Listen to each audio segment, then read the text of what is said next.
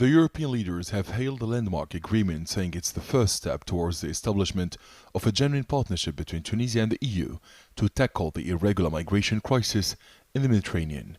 Europe and Tunisia will also increase economic partnership in a bid to support the country's ailing economy.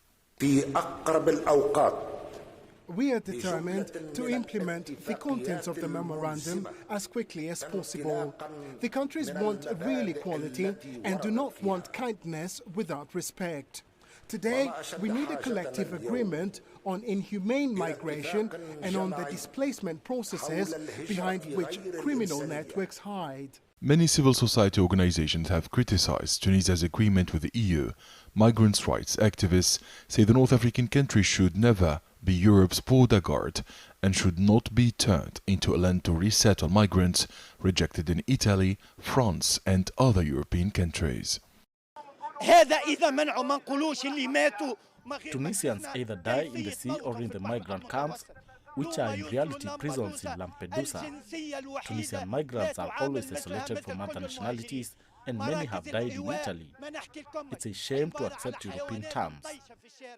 Families of missing or dead migrants have urged Italian authorities and European leaders to improve the treatment of irregular migrants and to facilitate regular migration. I lost my two sons in 2019 in a failed irregular migration attempt in the Mediterranean. I recovered and buried their bodies in 2022. I know the suffering of mothers and migrants who are mistreated in Italy. The Italian Prime Minister is not welcome in Tunisia as long as migrants are dying in the sea and those who leave are being deported. Freedom of movement is a right.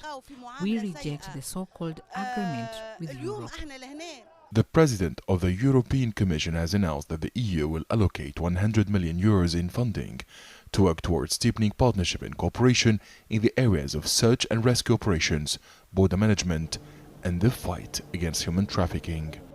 The strategic and comprehensive partnership between Tunisia and the EU is an important agreement, but its implementation will be challenging for the two sides. President Kais Saied said the solution to the irregular migration crisis can only be collective by eliminating the causes before tackling the results. Abdel Shawashi, CGTN, Tunis.